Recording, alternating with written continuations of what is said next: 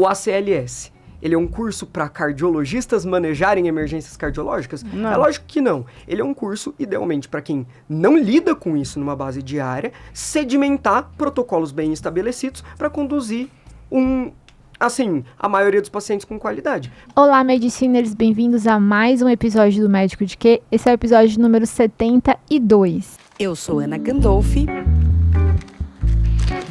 Eu sou Raquel Teixeira. Esse é o Médico de Quê? O seu podcast de carreiras médicas. E outras cositas más.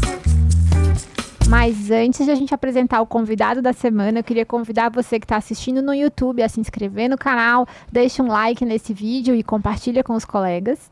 E se você estiver vendo ou ouvindo no Spotify, compartilha com os amigos nos grupos de WhatsApp, deixa 5 estrelas no nosso conteúdo e se inscreve no nosso canal.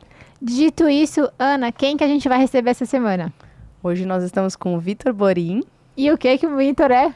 O Vitor é clínico, né? Fez 2 anos de clínica, está fazendo o 3º ano de clínica médica. Um grande divulgador científico, um grande amigo. Então, seja bem-vindo. Seja muito bem-vindo, Vitor. Eu agradeço muito pelo convite. Gosto muito do podcast, é uma honra estar aqui, gente. A gente que está super feliz de te receber aqui hoje. E, Vitor, conta um pouquinho para as pessoas quem é o Vitor.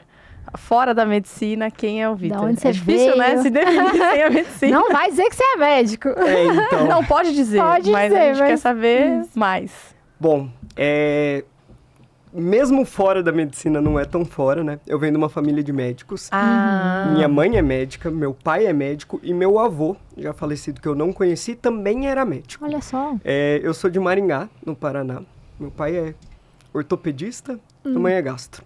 E eu nasci e fui criado em Maringá, morei um pouquinho da minha infância aqui em São Paulo, enquanto meus pais faziam residência. Ah, eles já te tinham e vieram pra cá fazer residência. Ou você nasceu em São Paulo? Eu nasci em São Paulo. Olha Eu nasci em Maringá e daí eu vim logo que eu nasci em São Paulo porque eles faziam residência. Minha mãe me Entendi. teve quando fazia residência. Ela foi pra lá só pra, Só na pra verdade... nascer. Isso, pra eu nascer em Maringá. Daí morei um pouquinho em Passo Fundo, um pouquinho em Pittsburgh, enquanto meu pai fazia especialização, mas tudo isso até os 4 anos, com 5 eu já mudei para Maringá e morei até, basicamente, entrar na faculdade. Daí eu mudei para Campinas, fiz faculdade na São Leopoldo Mandique, lá em Campinas. Decidi parar um pouco, trabalhei 2 anos antes de prestar a prova de residência. Quando você formou, Vitor? Que ano Formei em foi? 2020. Tá. Formei Começo da pandemia. no comecinho da pandemia. Não peguei no internato, mas Sim. peguei trabalhando como generalista. Uau. Sim. Daí, Você voltou pra Maringá quando você formou? não, fiquei lá em Campinas trabalhando. Tá. E com 2 objetivos principais. Um era juntar dinheiro para não precisar ficar dando muitos plantões no R1. E o outro era justamente por causa dessa ideia da pandemia. Tinha acabado de vir, tava tudo meio incerto. Eu não sabia se era o momento bom para eu estudar para um concurso, prestar. Casou as 2 coisas. Eu trabalhei 1 ano, juntei um dinheiro. Daí eu prestei no outro ano, passei na Unesp. Fiz 2 anos de clínica médica lá em Botucatu. Cidade excelente. Departamento de clínica de lá excelente também. Saí muito feliz com a minha formação. E daí eu pensei, o que eu vou fazer depois, né? É a pergunta do residente de clínica. Mas a pergunta você do vai fazer residente de clínica pra fazer o quê depois? E a minha resposta é para fazer mais clínica. Perfeito. Daí eu decidi prestar o ano adicional de clínica no HC. E hoje eu faço o 3º ano de clínica médico facultativo no Hospital das Clínicas da USP. Muito bom. E conta um pouquinho, você falou que o seu pai e sua mãe são médicos, seu avô era médico. Então, medicina era uma coisa certa para você desde então ou não? Não. Minha família nem nunca Nunca teve nenhum teve uma pressão, assim? Não teve nenhum tipo de sugestão. Inclusive, eles me alertavam bastante sobre particularidades da profissão. Tipo assim, Você tem vê certeza? bem, hein? Se quiser não fazer, beleza. Mas acabou que eu sempre gostei de biologia, fui sempre muito interessado pelas coisas que eles contavam na hora do almoço. E, assim, pensei em fazer outras coisas, provavelmente seria feliz em outros cursos, mas eu sempre gostei bastante de medicina, então foi uma coisa meio que partiu de mim. Tirando a medicina que você perguntou, eu também gosto bastante de cozinhar, é um hobby que eu tenho. E eu também gosto bastante de ler coisas não médicas, Amém, por né? incrível que pareça. Quando dá tempo? Atualmente dá tempo. No R1 e no R2 é um pouco mais difícil, mas eu tô na meta aí de ler um livro não médico por mês. Eu meio que tô em junho ainda, mas Não, tudo bem, mas tá valendo. Tá uma meta boa. robusta. É. Nossa, não é pra qualquer E que tipo de coisa que você lê? Não, porque agora eu fiquei curiosa. É porque eu também gosto de ler coisas e eu gosto de coisas completamente bizarras. Então, por isso que eu quero já aproveitar para perguntar. Se tiver dica de livro, já pode deixar também. eu sou bem eclético com livro. Eu gosto desde, tipo, literatura clássica até coisas sobre sociologia, filosofia, história. Eu gosto bastante, principalmente história do mundo antigo. Qualquer livro que você me recomendar, eu dou uma chance, pelo menos. Então, eu não tenho, assim, um gênero de livro, uma coisa específica que eu leio. Leio coisas que me parecem interessantes. Às vezes eu, assim, animo muito, leio 500 páginas em 3 dias. Às vezes eu demoro 3, 4 meses para ler um livro pequeno. Justo. Depende do que eu tô lendo. Afinal de contas, é um hobby, né? Então tá tudo bem, né? Tá tudo certo. E que foi o último livro que você leu, então? Conta aí que você tá em junho ainda, que você falou. O último livro que eu li foi Irmãos Karamazov, do... Sim, um clássico. Então, todo mundo sempre falou que eu tinha que ler. Foi bom? Foi, muito bom. E eu nunca tive um hábito tão forte de ler literatura, na verdade. Eu costumava ler mais livros, assim, que não tem ficção. Eu sou essa pessoa. Então, eu também não sou muito fã de ficção. Então agora, apesar de, tipo, eu gostar de ler bastante coisa e ser um hobby meu, eu tô nos clássicos ainda. Eu já li muita ficção na vida, porque eu li os clássicos, acho que, né, boa parte. Mas atualmente, assim, putz, é muito difícil alguém conseguir... Por exemplo, tem um monte de gente que recomenda livro, mas conseguir uma ficção me ganhar é difícil. É difícil pra mim também. É. Eu prefiro não ficção, mas assim, a depender. Justo. E conta um pouquinho, assim, como foi esse trabalho que você fez depois que você se formou. E eu queria que você contasse, a gente quer saber dos detalhes sólidos, tá? Não, assim, não, brincando. Eu queria que você contasse como foi essa entrada no mercado de trabalho como um médico generalista. Até porque a gente sabe que cada vez mais tem muitos médicos que estão fazendo isso, seja por opção, seja porque quer realmente juntar o dinheiro antes de entrar na residência, né? A gente divulgou recentemente os dados da demografia médica, que os generalistas são maioria, né? Então, conta um pouquinho como foi essa sua experiência. E antes de você responder, a gente vai estar respondendo uma ânsia que várias vezes sai na nossa caixinha. Por que que vocês não fazem um episódio com um recém-formado? Como é que é trabalhar depois que termina? Então, assim, você tá aqui também para responder essa angústia de quem tá ainda na faculdade. E essa é uma angústia grande, né? Ninguém fala sobre isso. Parece que é quase que tabu falar sobre como que é a carreira logo depois que você se forma, onde que dá para trabalhar, onde que não dá, como faz para conseguir plantão. E principalmente se tiver algum quesito financeiro, né? De quanto paga um plantão, a pessoa se forma sem saber. Bom, assim, eu sempre gostei muito de tudo dentro da medicina. Então, assim, apesar de eu não ter uma predileção por áreas clínicas e não cirúrgicas, tanto que eu tô fazendo ano facultativo de clínica médica, eu sempre me interessei por ser um bom generalista.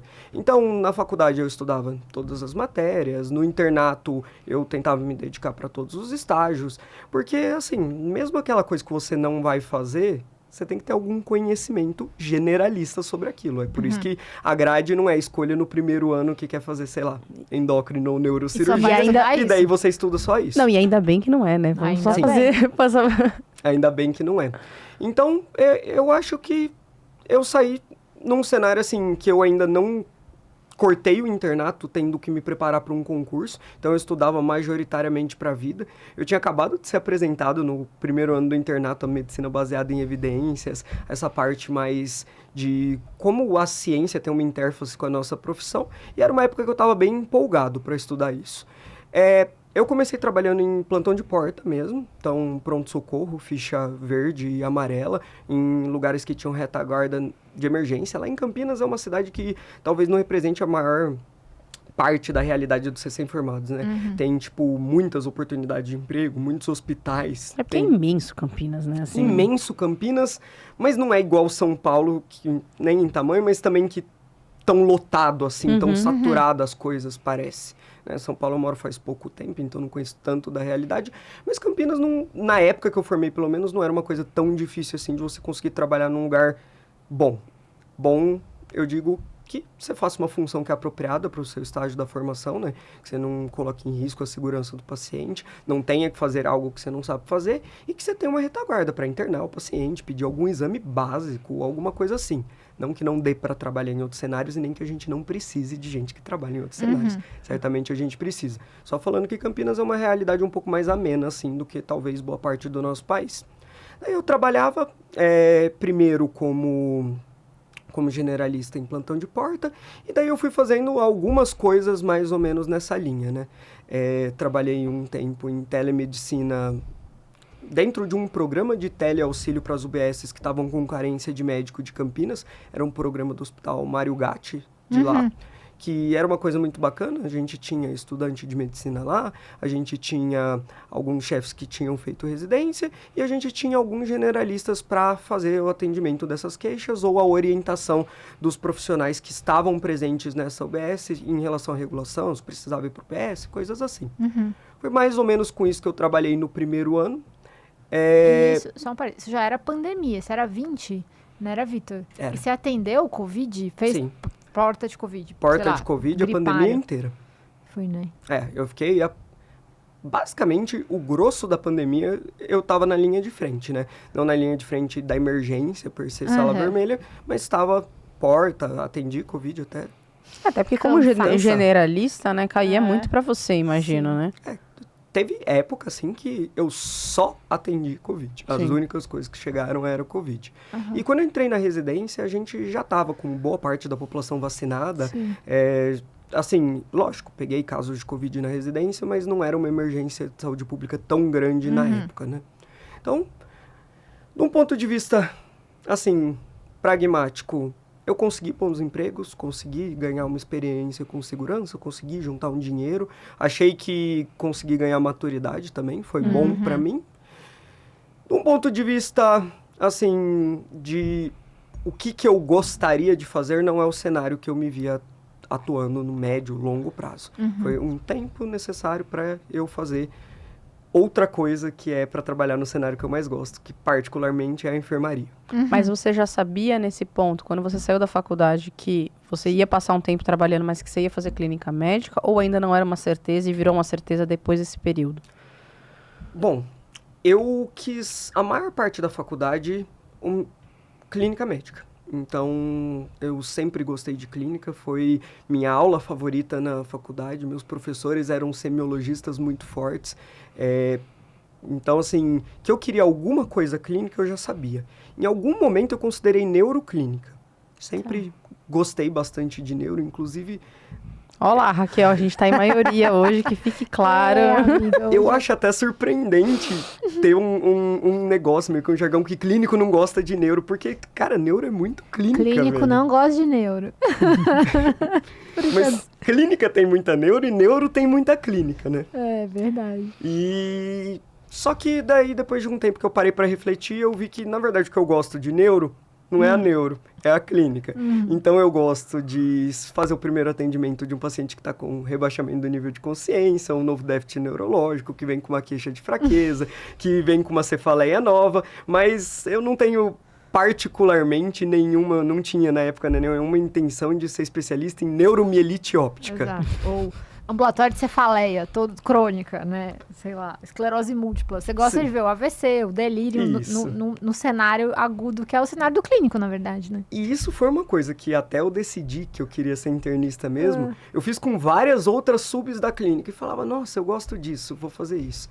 Gosto de geriatria. Era uma coisa que eu pensava até, acho que o R1, o começo do R2 em fazer. Daí eu pensava, nossa, eu gosto de nefro, eu gosto de reumato. E daí eu comecei a ver que, na verdade, eu gosto de tudo dentro das especialidades clínicas e que eu gosto de uma abordagem mais generalista. Então, eu sempre me senti muito satisfeito com um cenário onde você faz algum tipo de coordenação do cuidado e você consegue enxergar a pessoa como um todo de maneira, assim, com um enfoque igual. nas coisas. E acho que eu não conheço como é que é bem o programa da Unesp em Botucatu, mas a residência de clínica do HC é muito isso. É o clínico tocando a enfermaria de clínica, que é um pouco diferente da experiência que a gente tem na clínica médica da escola, que a gente passa muito nas especialidades, então a gente tem uma interface muito grande já no primeiro ano, diferente da residência do HC. Então, assim, você tá no lugar certo. Se é isso que você gosta, é enfermaria de clínica médica, a experiência é importante mesmo. E acho que tem ficado, Vitor, uma reflexão que eu faço, a gente recebeu aqui o João, que é um grande clínico, acho que foi o episódio 3, amigo, que a gente fez. Eu não sei, tá entre os 5 primeiros, eu não sei se eu não lembro o número. A gente põe no card, mas eu acho que foi o 3. Que é exatamente, a gente queria conversar com alguém que fez só clínica médica lá atrás, e isso, sei lá, 30 anos atrás era muito comum, né? Você ter os grandes clínicos, professores, enfim, das disciplinas. Depois isso era muito difícil você ter alguém que ia fazer só clínica, né? E isso tem voltado, porque eu acho que a gente está num movimento também de que a gente se aprofundou muito nas subespecialidades. E viu que isso não é tão bom, né? Exato. Não, e há um resgate, né? Acho que o movimento da medicina de família e comunidade, o internista, a gente chamar o clínico de internista, que é sempre vamos dizer assim, uma tragédia para o residente de clínica. Mas você é o quê? Eu sou clínico. Mas você não formou? Por que você está fazendo residência de clínica? Você já é clínico? Não, você não é clínico, você é generalista. Isso dava uma angústia, porque é uma residência tão difícil. É difícil de entrar, é uma residência muito custosa do ponto de vista de energia. E as pessoas falavam, eu achei que você já era isso quando você formou, né? Então, mas acho que é um movimento mesmo. E uma valorização do internista como o médico que está dentro do hospital e coordena o cuidado do paciente internado, sem necessariamente ser o cirurgião que vai operar, né? E que apareceu no restante do país, acho que em São Paulo isso já era realidade décadas atrás, mas o hospitalista, como esse médico que faz também esse atendimento dos pacientes que já estão internados e, sei lá, tá no plantão e vê as intercorrências. Então, isso foi uma valorização do clínico nesse sentido, né, Vitor? Sim, totalmente. Lá na Unesp, a filosofia do departamento de clínica é bem parecida com a que eu vejo aqui no HC hoje. Os meus chefes, eles são todos clínicos de formação, clínicos muito bem formados, muito competentes. A clínica médica é tratada como uma especialidade séria. As próprias subs da clínica médica chamam a clínica para auxiliar no manejo de alguns casos específicos. Eu acho que a diferença para o HC é que lá a gente ainda roda nas especialidades e uma das particularidades é que todos os plantões da residência são, de alguma forma, fixos em algum cenário clínico. Então, os plantões, eles são de enfermaria, de emergência e de UTI. Emergência clínica, UTI clínica e enfermaria clínica. Então, quando eu estou rodando num estágio da nefro ou da cardio, eu não dou um plantão de nefro ou de cardio. Entendi. Todos os plantões são divididos para cobrir o serviço de clínica, mesmo se você estiver rodando num estágio não relacionado. Que interessante. E foi na residência mesmo, com os grandes chefes que eu tive lá, assim, que eu comecei a ver e falar, nossa, cara, que legal que esse cara tá fazendo aqui. Cuidando de coisas diferentes, de pacientes totalmente diferentes, seja como pessoas ou os casos deles mesmo, sem nenhuma semelhança e cuidando com excelência de uma vertente de coisas. E lógico, quando necessário, chamando a especialidade que realmente se aprofunda naquilo. Eu acho que o que é diferente aí, lá na escola, vocês comentem aí se eu estiver falando qualquer inverdade, jamais uma especialidade clínica vai chamar a clínica médica para fazer interconsulta. Não, jamais. Eu não fiz clínica, mas eu nunca não consigo imaginar eu na endócrina chamar o R2 da clínica, sei lá, R3 da endócrina chamar o R2 da clínica. Oi, por favor, você me ajuda. Não, pelo amor de Deus, né?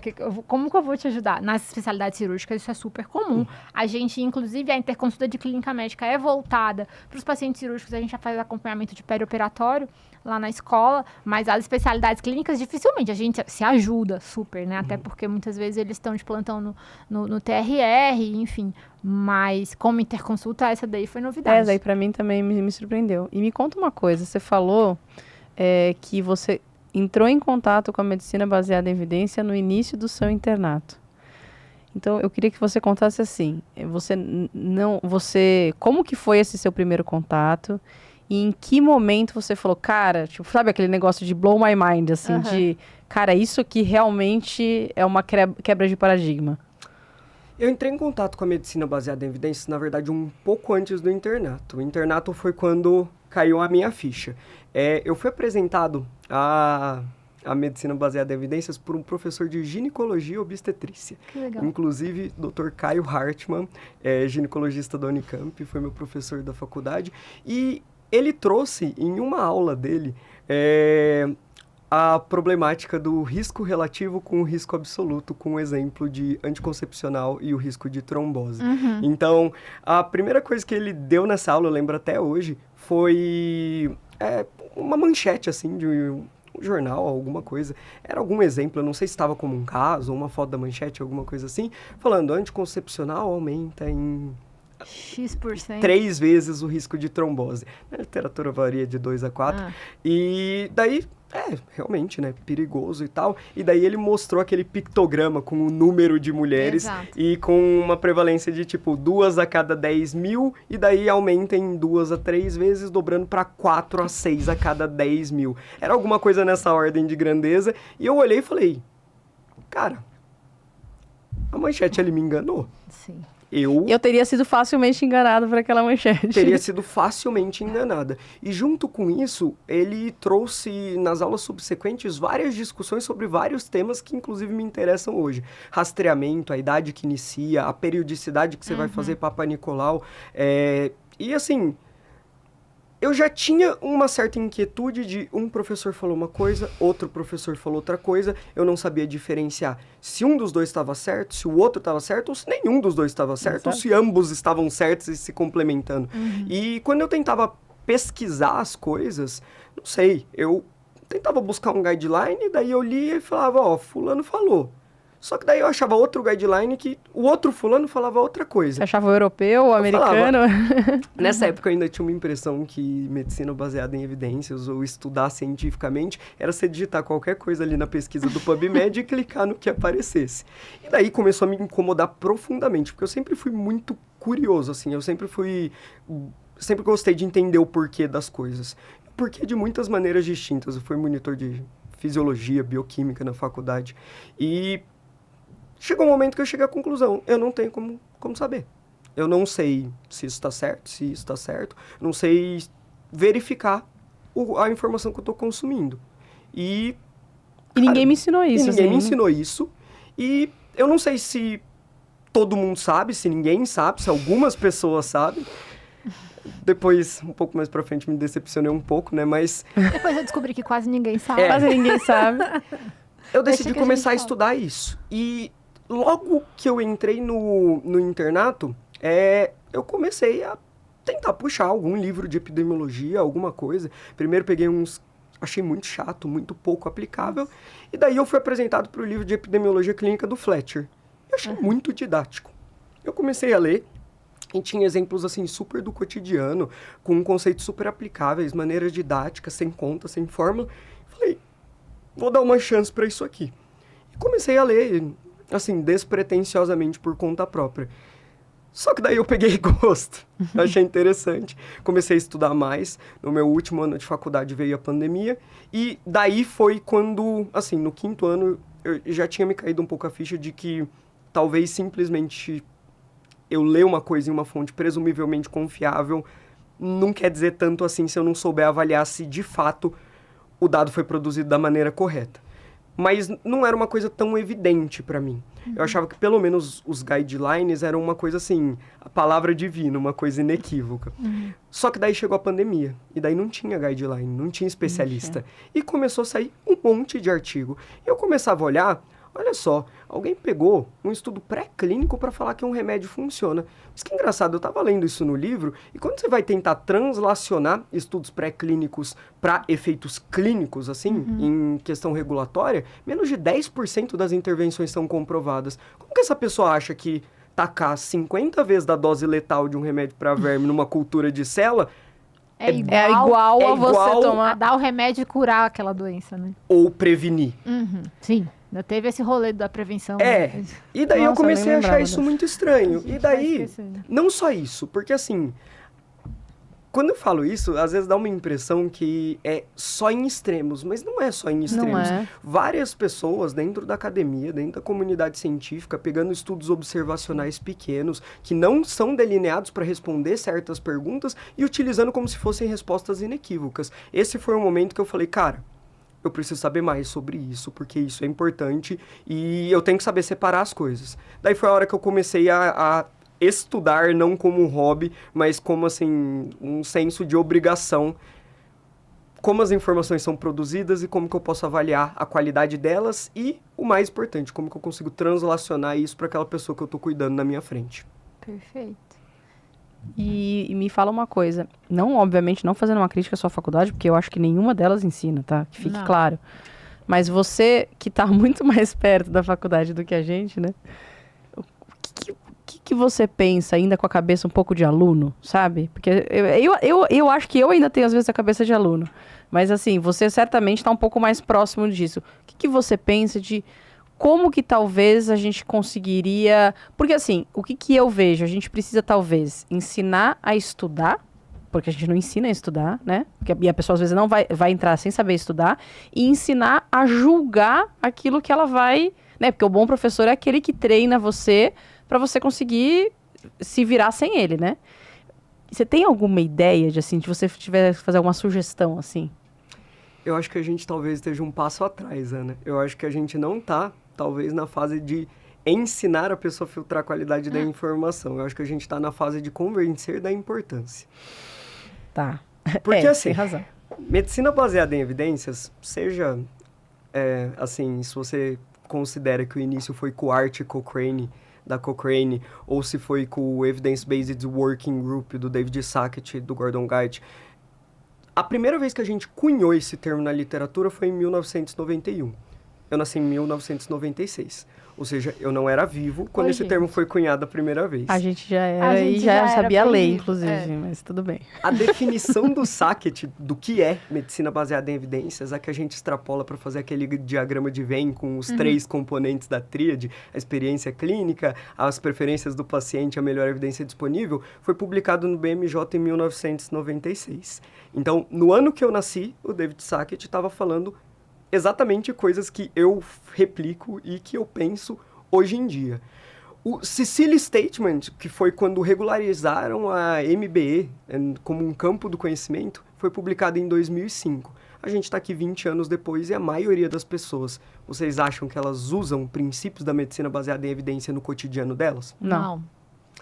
Então, assim, quando eu comecei a falar na internet e empolgado sobre essas coisas, eu comecei a falar sobre pesquisa, sobre bioestatística, sobre interpretação crítica de coisas, de estudos científicos, e ninguém prestava atenção.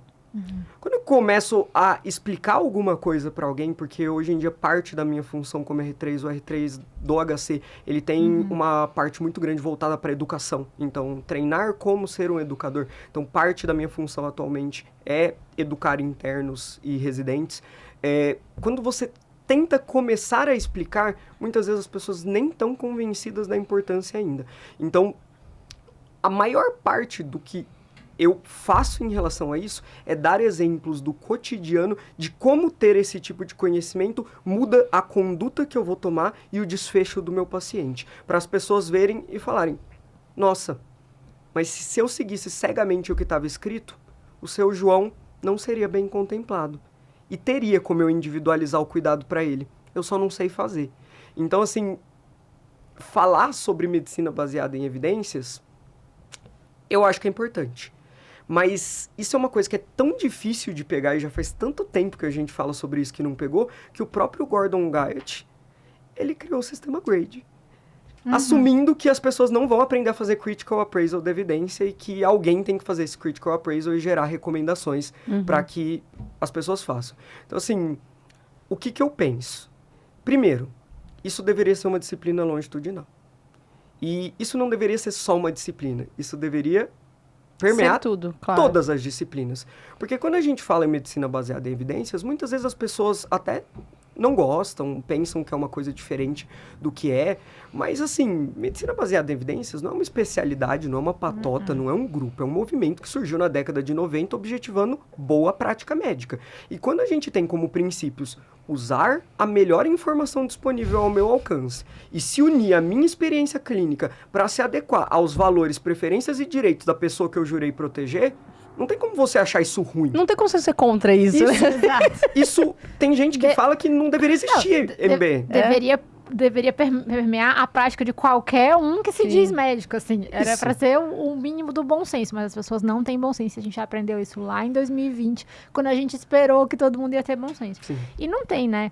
E é difícil, e surge antes ainda, que nem o Vitor falou, porque a maioria dos professores ele nem sabe como é que ele vai ensinar, Ana. A maioria dos professores não sabe ler uma... Não, a maioria não sabe como vai ensinar, ele não sabe bem, ponto. Ler um artigo científico, julgar se aquela evidência é suficiente para ele fazer aquela afirmativa que ele está fazendo. Ele mesmo transporta a ciência básica, os estudos da ciência básica para a prática, como se esse pulo fizesse sentido. A medicina translacional é brilhante, mas você não pode simplesmente transpor o que você viu dentro de uma placa de Petri para um organismo vivo, que é uma coisa pulsante, não é a mesma coisa. Então, isso o primeiro desafio ainda é esse. E eu tô falando de um lugar, o Vitor é R3 de clínica do HC da USP, eu trabalho na Universidade Federal do Ceará, a Ana trabalha na Universidade Federal de São Paulo, a gente está falando de residentes, alunos e internos de grandes, como é que se diz?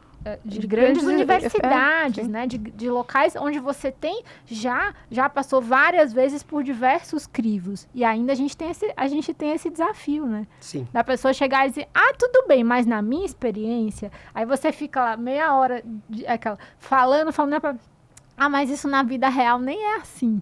Não, dá vontade de chorar. Dá. Esse junto com aqui sempre fizemos assim. Ou eu usei e me preveni, que eu não tive Covid, né? E daí eu vou fazer uma provocação, na verdade, para vocês dois. Porque, enfim, totalmente filosófico, tá, gente? Mas assim, eu tava conversando com um amigo recentemente, que é médico de formação, mas não trabalha com medicina há muito tempo, tá? Mas é médico de formação. E daí ele falou, tô achando você meio desanimada. Eu falei, cara, é porque assim, às vezes eu faço uma coisa que não é muito pensante, sabe? No dia a dia, né? E eu queria fazer algo mais pensante. Daí ele falou, Ana, eu entendo. E ele falou, porque eu conheço você. Mas tem que entender que o médico é tipo um tecnólogo. Daí me deu uma tristeza quando ele falou isso. Mas assim, daí pensando no mundo que a gente vive, até, por exemplo, em São Paulo, né, nos grandes hospitais, mas certamente em Fortaleza também assim, nas grandes capitais, que existe protocolo para tudo. Guideline para tudo, porque existe, né? Para você atender no pronto-socorro. A minha pergunta o médico realmente deveria ser um tecnólogo? No seguinte sentido, a gente está aqui discutindo uma coisa altamente complexa e tudo mais, mas será que de todos os médicos que existem, uma boa parte deles vai ser o tecnólogo e a gente vai ter algumas ilhas de produção de conhecimento e discussão de conhecimento para gerar guidelines para as outras pessoas aplicarem? Nem todo mundo precisa ser, entendeu o que eu tô falando? Né? Eu acho um pouco... Por que eu tô falando isso? Porque eu acho um pouco utópico a gente achar que a gente vai ensinar todos os médicos, né, a ler criticamente um artigo científico. Entendeu? E daí realmente, porque assim, eu me irrito com um guideline, por exemplo, de pronto-socorro, porque ele é um guideline, às vezes, burro. Mas realmente ele previne, você que trabalha, né, com segurança do paciente, ele previne muitos erros. Previne dano. E realmente, se você for pensar, é muito mais lógico e muito mais palpável você simplesmente criar o guideline e falar, siga isso para a maioria. Vai ter um ou outro, que talvez seja um chefe de equipe, sabe Deus, mas que você vai fazer, que daí sim você vai discutir, daí sim ele vai fazer a diferença entre um caso e outro, não sei. É uma provocação, como eu falei. Sim. Essa é uma coisa que eu já pensei várias vezes, inclusive é uma coisa que o cara que cunhou o termo medicina baseada em evidências, inclusive eu vou fazer um estágio com ele em janeiro no Canadá. E, assim, que ele não veja esse podcast porque ele acredita nisso, mas eu gostaria de discordar. Ele tá nessa faz um bom tempo, talvez ele esteja desesperançoso, mas eu acho que às vezes a gente se contenta demais com a mediocridade. E eu não falo medíocre num tom pejorativo, eu falo medíocre na essência da palavra mesmo. Porque assim, eu entendo que nem todo mundo vai aprender. Para mim isso é ponto pacífico. Existem pessoas que não estão, não estão determinadas, não têm a vontade de dedicar um grande tempo da vida dela para aprender medicina baseada em evidências. E existe também quem até tem interesse, mas está disposto a dedicar um tempinho só, o que não é suficiente, porque isso só funciona em educação continuada. Então tem gente que fala assim para mim, viu, me manda um artigo que fala como interpretar artigo.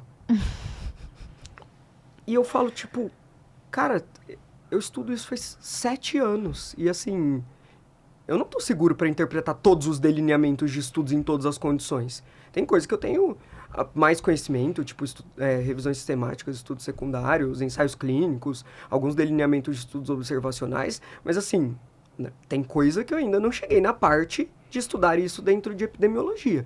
Então, isso é uma coisa que deveria ser encarada como algo inexorável da nossa prática. A gente está falando de usar a informação de qualidade para tomar decisão com gente que está em sofrimento, ou que pode estar em sofrimento, que vai evoluir com o sofrimento. E a gente está querendo prevenir isso.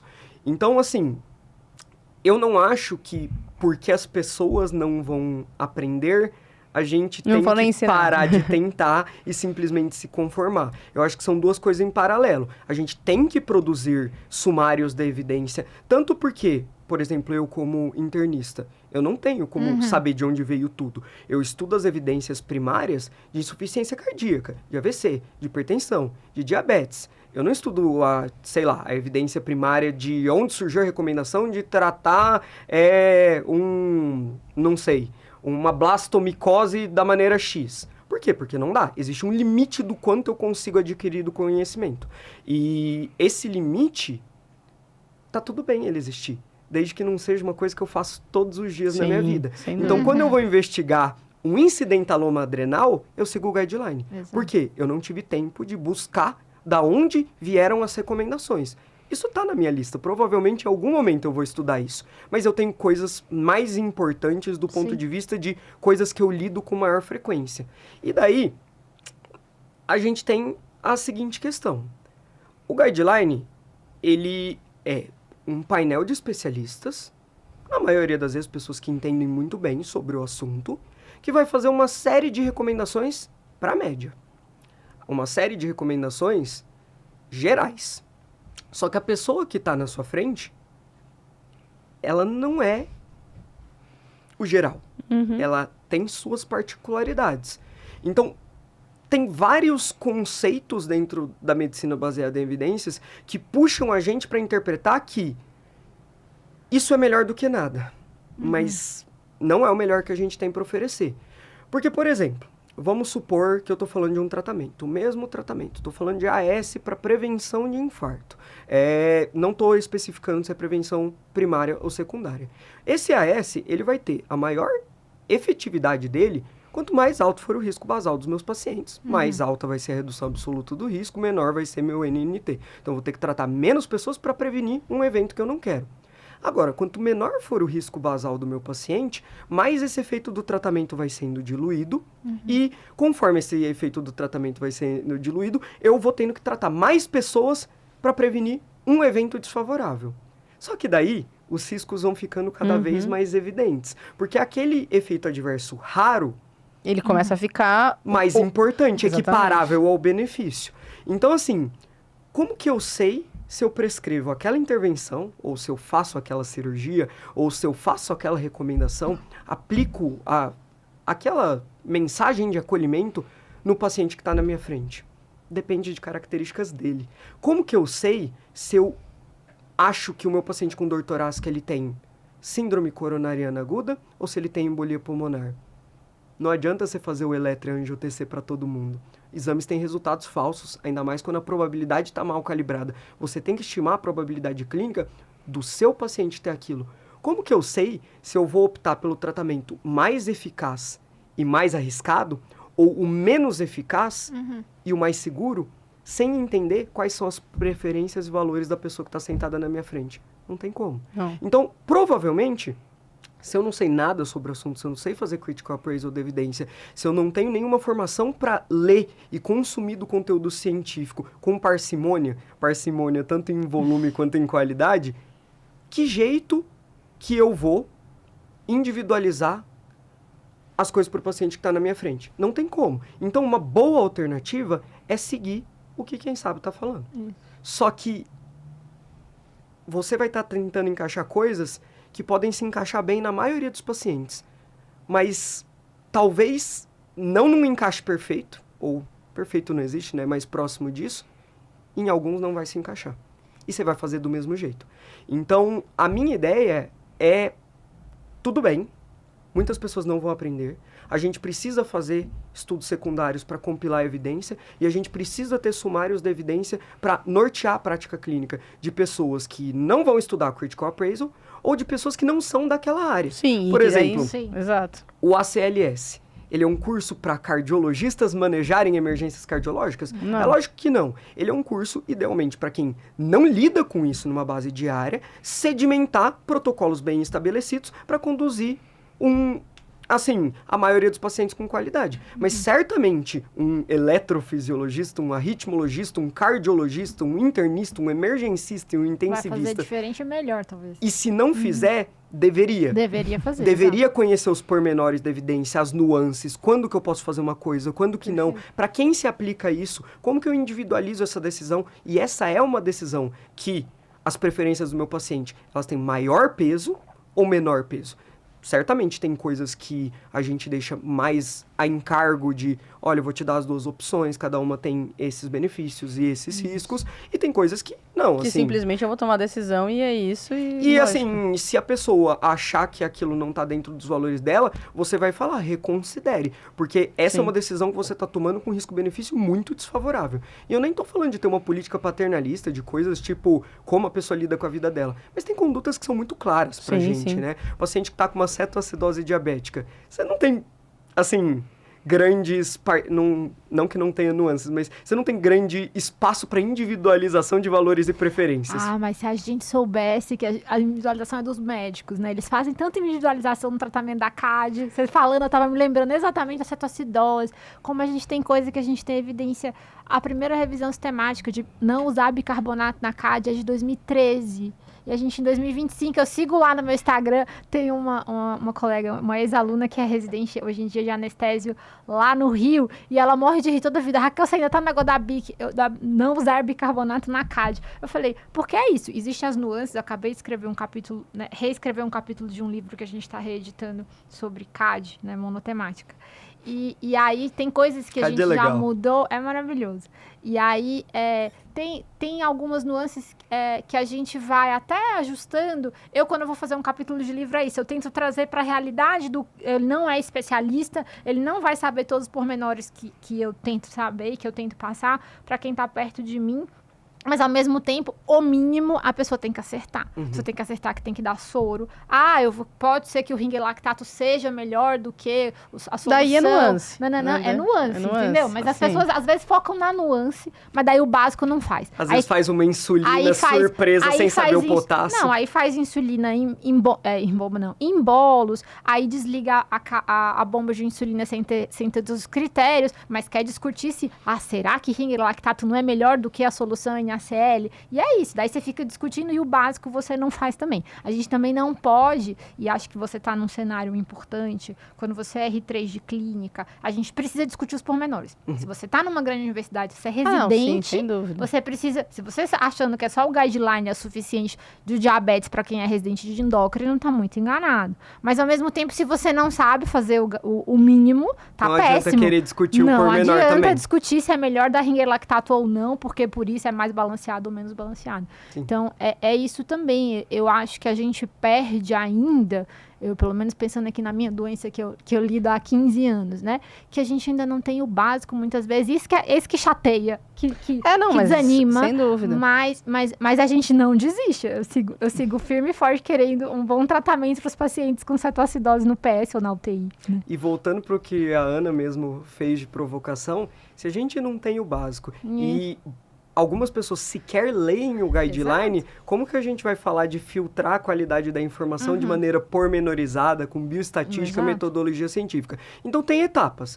A minha ideia é que uma coisa não invalida a outra. A gente precisa sim ter protocolos bem estabelecidos, a gente precisa, principalmente em situações que tem que ter uma resposta rápida, ter aquele tipo de raciocínio tipo 1, meio que automatizado, meio que a gente costuma apelidar de medular, né? Mas não dá pra gente achar que isso é suficiente e nem que isso é o melhor que a gente tem a oferecer. Perfeito. Porque não é, isso já foi recorrentemente, empiricamente e na prática também, né, demonstrado, né? A gente sabe que, assim, tem coisa ruim publicada em todos os lugares. Sim. New England, JAMA, o periódico que você quiser, né? E isso é importante de dizer.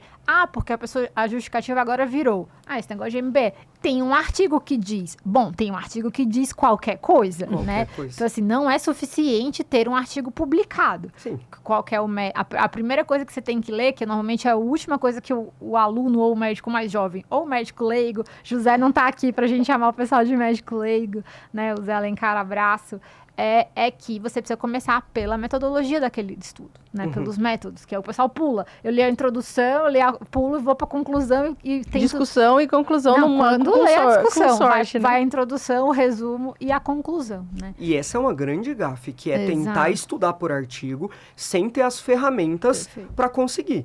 Então, assim, se você não parar a estudar epidemiologia clínica, não estude por artigos, porque você vai ser enganado. Daí é melhor pegar uma Melhor fonte de pegar o informação guideline. pré-analisada, Exato. porque isso que você falou é uma coisa muito recorrente. Tem estudo. Daí você vai ver aquelas discussões epidemiológicas da década de 90, o Altman já falava, a gente precisa de menos pesquisa e pesquisa de maior qualidade. E a primeira coisa que a gente tem que fazer para isso é parar de premiar as pessoas por número de publicação. Perfeito. Não, agora você chegou na cereja do bolo, porque é exatamente isso. A gente só vai parar de ter publicação ruim, né? Quer dizer, não que a gente não vá ter ruim, eu acho que vai continuar tendo ruim, mas vai diminuir, vai ter realmente pesquisas de melhor qualidade quando a gente parar de dar N prêmios, que são N, né?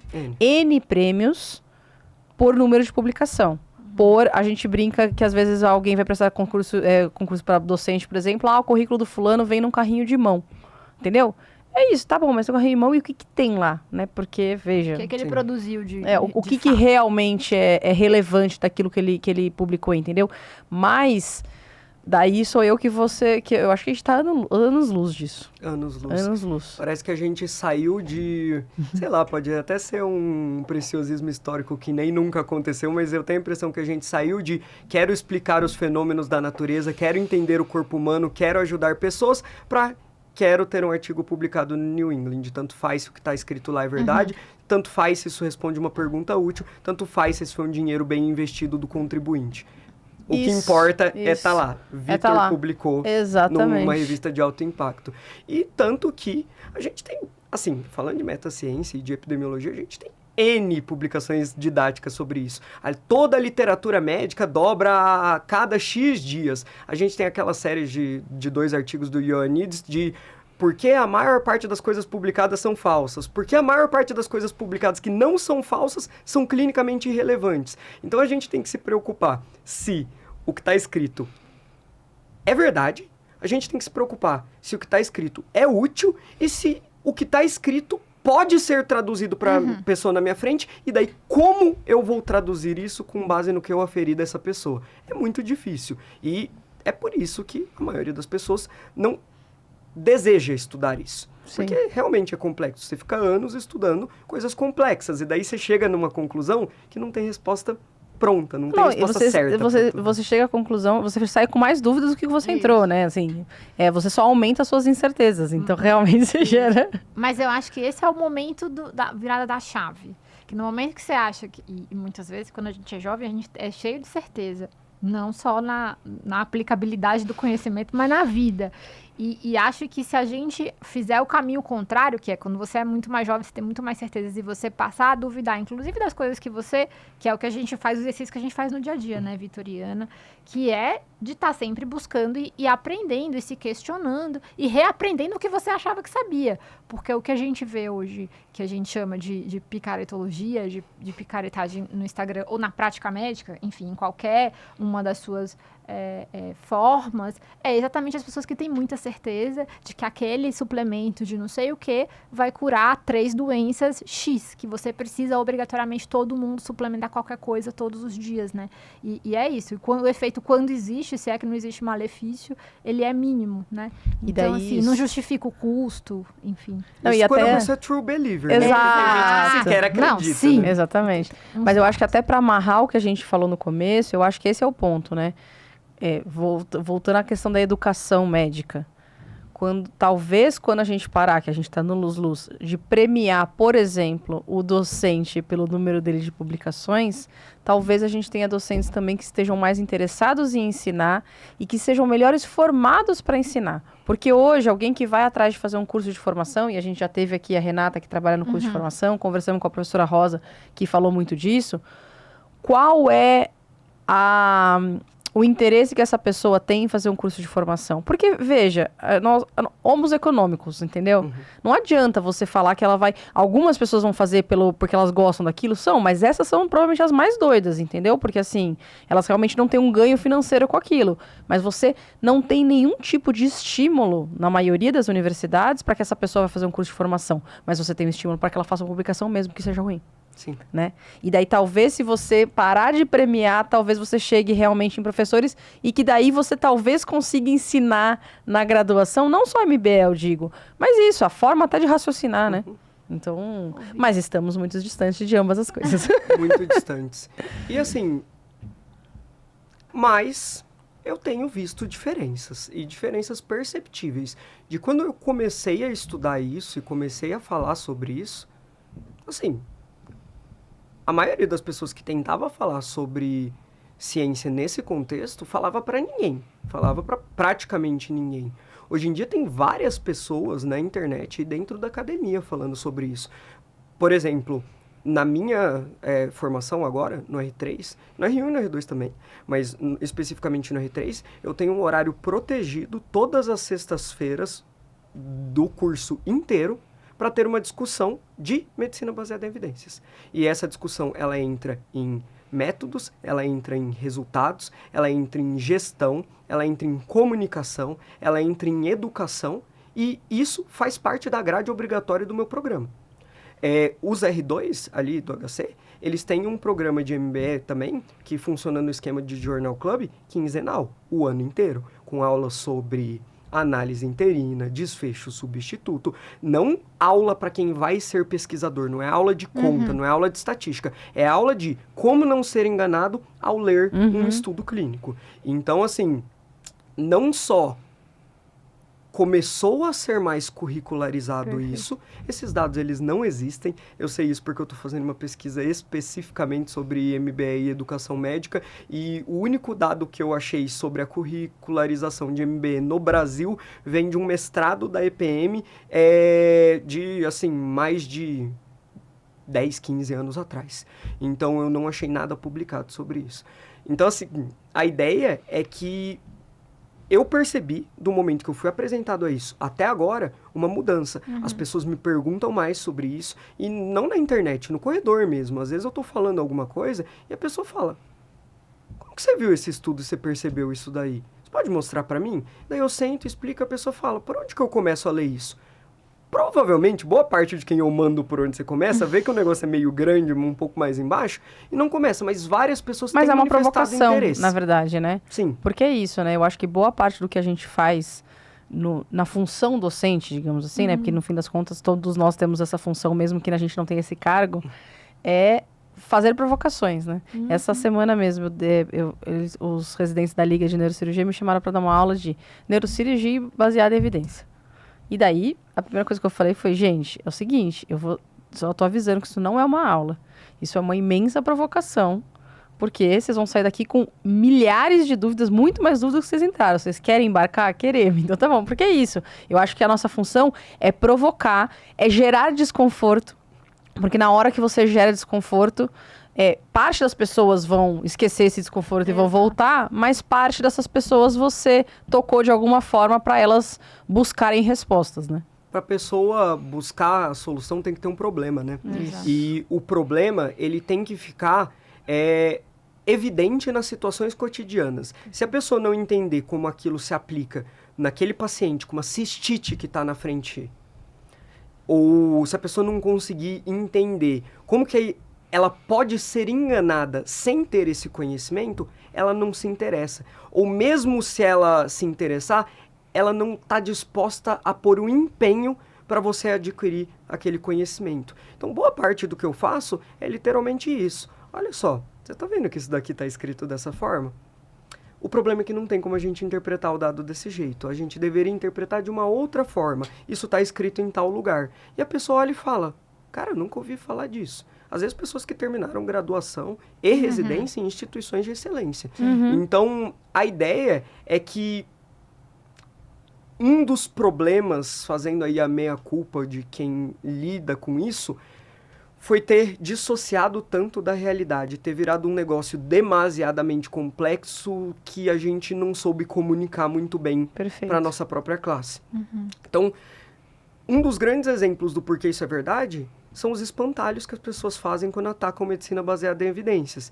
Tem gente que fala que é medicina de seguir o guideline à risca, sendo que não, é exatamente o que não é, é isso. É exatamente isso, o que não é. Ou que não considera a subjetividade, a individualidade do paciente. Gente, é um dos pilares, as preferências e valores do paciente. A gente já tinha isso delineado em 1996. Que isso é coisa de quem não atende paciente, também tem essa. Que isso é coisa de quem não atende paciente. Não, a MBE não é para o pesquisador, ela é pro clínico. Exato. E com o clínico eu não quero dizer quem fez clínica médica. Para quem clinica, né? Para quem clinica. Ela é para você pegar a informação e aplicar no paciente. Então, MBE é um movimento que veio para resgatar o que a gente considerava e aprimorou como boa prática médica. Quer você dê esse nome ou não. Não tem como falar que dá para fazer qualquer coisa diferente disso. Ou melhor, não tem como falar que o melhor é fazer qualquer coisa diferente disso. Dá, né? Sim. Infelizmente, dá. E agora, assim, nos encaminhando para o final, Vitor, que passa rápido, você vê, né? Como que foi, ou se houve, ou se você tem um grau de desconforto, ser um residente inserido num programa de residência, né? Tendo tido essa experiência de começar a estudar isso antes de você formar? Todo mundo Foi me faz difícil. essa pergunta. Ah, sério? E não foi. Que bom! Porque eu, felizmente, fui agraciado com 2 residências muito boas. Exato. Os meus chefes da Unesp têm muito conhecimento sobre isso. Muito mais que legal. eu, inclusive.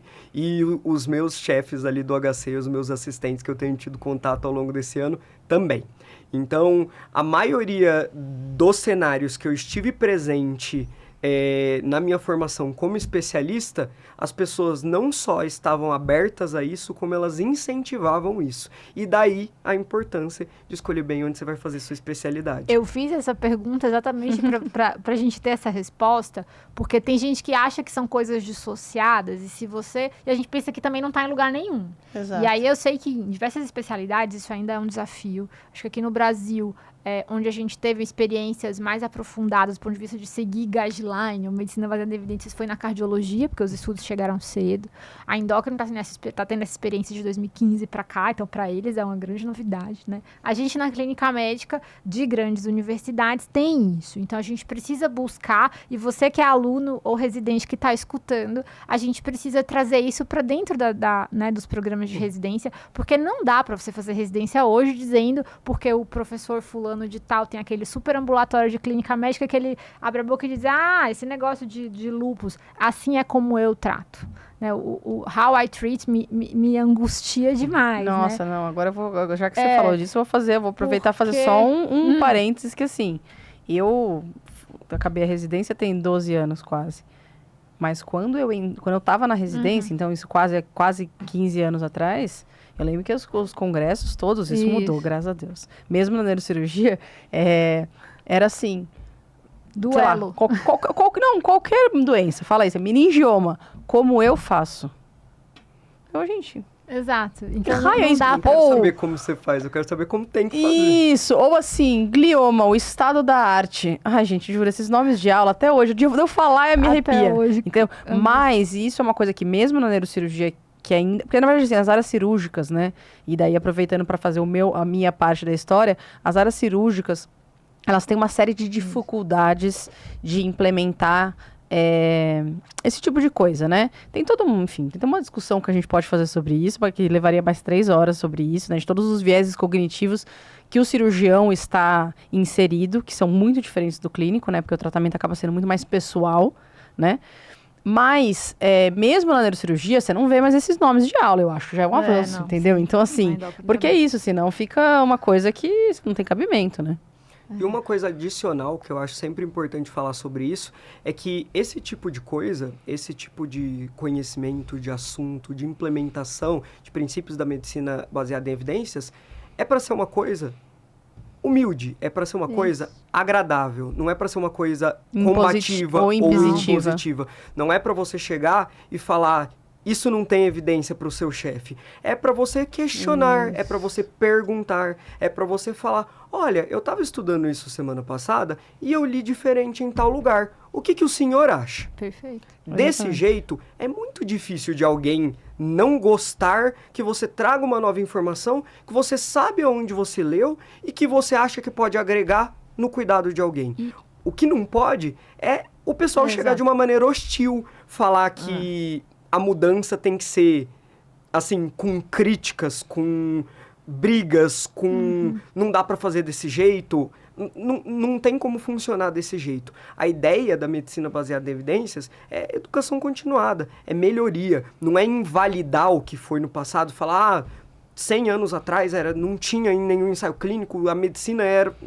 Não é isso. A gente precisou do processo histórico para chegar onde a gente está hoje. Então a ideia é continuar melhorando, é trazer coisas novas, é somar. Não é você chegar lá e invalidar a carreira inteira da pessoa, falar, mas você fez isso 40 anos, então você fez o mal para a pessoa 40 anos. 40 anos atrás eu não tinha essa informação. Exato, não, e nem achar que o aluno, por exemplo, ou o residente que leu todos os artigos, mas não atendeu nenhum doente daquilo, vai saber mais do que o cara que está ali fazendo aquilo, né? Mas é isso, é para gerar um debate, né? E no geral, a gente que está, né, na academia ou com aluno e com residente, é inclusive instigado. As pessoas permanecem, não é pelo dinheiro, não tem ninguém ficando rico. Definitivamente não é pelo dinheiro. Não estamos ficando ricos fazendo isso. E a pessoa se sente instigada, porque ela quer também se desafiar e esse contato com o novo, ele é sempre importante. Nossa, muito bom. Então foram pouquíssimas as vezes que eu tive qualquer tipo de resposta negativa, assim, e nenhuma vez nada sério, eu trazer alguma informação assim, e falar, olha, eu estava estudando sobre isso, geralmente é muito bem recebido, e as pessoas super engajam na discussão, lê depois que eu mandei, discorda, concorda, eu pego o contraponto da pessoa, aprendo mais com isso, é sempre uma troca legal. Perfeito. Esse que é o objetivo. Com certeza, muito bom. Vitor, foi um prazer imenso. Acaba rápido. De receber. Nossa, aqui. Pois passa rápido. Aqui a conversa fica gostosa, né? A gente passa rápido. Onde que as pessoas te acham? Isso. Bom, assim, fisicamente... Fala pro seu público. Fisicamente, atualmente, eu tô só na residência lá no Hospital das Clínicas. Eu tenho um perfil no Instagram também, que é @drvitorborim. Borim com N de navio. Eu tenho um canal no YouTube que tem um total de 1 vídeo. A gente, eu não sabia que você tinha um canal, né? É porque só tem um vídeo. Todo mundo, vamos se inscrever no canal. Mas a gente vai marcar o seu arroba do YouTube no nosso YouTube. E em algum momento eu vou começar a gravar mais coisas, mas é que atualmente eu ainda sou residente. Mas geralmente são nesses lugares. Quem tiver alguma dúvida, alguma pergunta, quiser trocar alguma ideia, experiência, sempre eu tento responder o pessoal no direct. Eu demoro, novamente, residente, mas eu respondo. Justo. Raquel, onde as pessoas te acham? Eu tô no Instagram, no @endocrinofeelings. E você, Ana? Eu tô no @doutora Ana Gandolfi. O Médico de Quê tá no Médico de Quê, @médico de Quê, para dúvidas, críticas, sugestões ou elogios. Se vocês gostarem de Quem para os amigos, se vocês não gostarem de Quem para os inimigos. E até a próxima. Valeu.